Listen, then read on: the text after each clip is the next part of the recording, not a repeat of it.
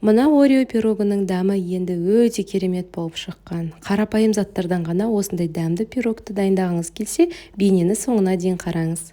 Және менің каналыма тіркелуді ұмытпаңыз. Ол үшін біз барлық құрғақ ингредиенттерді біріктіреміз. Електен өткізілген ұнға қопсытқыш және какаоны қосып, барлығын жақсылап араластырып аламыз. Құрғақ ингредиенттерімізді дайындап алғаннан кейін оны шетке алып, бір жұмыртқаға қантымызды және ерітілген сары майды құямыз. Барлығын жақсылап шанышқымен араластырамыз. Құрғақ ингредиенттерімізді ұн, қопсытқыш және какаомызды бірнеше бөлікке бөліп, осылай жаңағы сұйық массамыздың үстіне қосамыз. Шанышқымен араластырып, ұнның қалған бөлігін қосамыз. Тағы да шанышқымен араластыру қиындаған уақытта шанышқыны тазалап, ары қаратай қамырды қолымызбен илеуге кірісеміз. Қамырымыз қолға жабыспайды, өте тез әрі оңай дайындалады. Міне осылайша қамырымыз дайын болды. Енді оны шетке алып, формасын дайындаймыз. Менің формамның диаметрі 24 сантиметрді құрайды. Сіздер үйлеріңізде бар кез келген 24 сантиметрлік диаметрдегі форманы қолдансаңыздар болады. Қолымызбен қамырды осылай форманың ішіне орналастырып, ортасын жұқалап, шет жақтарына қалыңдау етіп қалдырамыз. Қалыңдау бөлігін осылай бейнеде көрсетілгендей етіп, қамырымыздың бортиктерін дайындаймыз. Ешқандай оқтаудың көмегінсіз артық ұнды қолданбай, осылай қамырымызды форманың ішіне оңай орналастырамыз.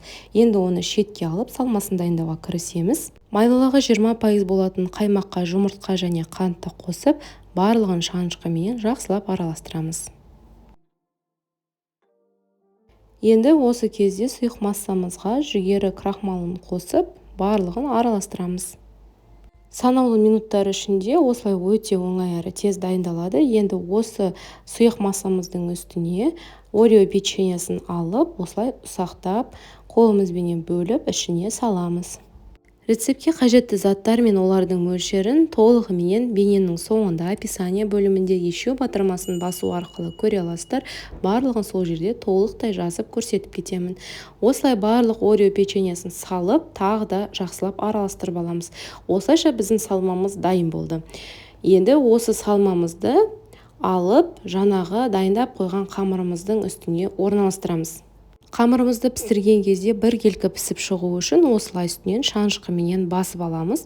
Содан кейін осы қамырымыздың үстіне жаңағы дайындап қойған салмамызды бейнеде көрсетілгендей етіп құйып шығамыз. Достар, сіздерге бейне ұнап пайдалы болып жатса, каналды қолдау мақсатында бейнеге лайк басуды ұмытпаңыздар. Егер ортасындағы Орео печеньеларыңыз тек бір жаққа қарай жиналып қалған болса, онда осылай қасықтың көмегімен барлығын біркелкі етіп қамырымыздың ішіне орналастыруға болады. Әдемілігі үшін Орео печеньесін қойып, пешімізді алдын ала 160-180 градус аралығында қатты етіп қыздырып, шамамен 20-25 минуттай пісіреміз.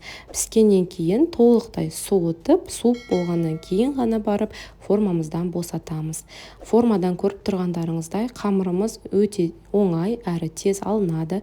Ешқандай да формаға жабыспайды, себебі біздің қамырымыздың құрамында май болғандықтан жабыспады. Сол үшін қамырымызды илеп жатқан уақытта құрамында көрсетілген ұнның мөлшерінен артық ұнды қоспауларыңызға кеңес етемін.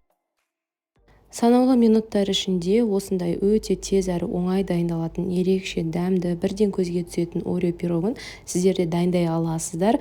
Ортасын кескен кезде осындай нәзік, өте жұмсақ болып кесіледі. Шынымен де өте керемет болып шыққан. Сіздер бір дайындағаннан кейін міндетті түрде қайтадан дайындайтын боласыздар. Бір дайындаған соң міндетті түрде екінші пирогты дайындайсыздар. Себебі бұл пирогтан бір түйірі қалынбай, бірден желініп кетеді. Сондықтан өте көп мөлшерде дайындауға кеңес етемін. Сіздерге бейне ұнап пайдалы болды деген ойдамын. Дәл осы пирогты менің рецептіммен дайындаған болсаңыз, міндетті түрде өз ойыңызды комментарий бөліміне қалдырыңыз. Сіздермен бірге болған гүлім, астарыңыз дәмді болсын.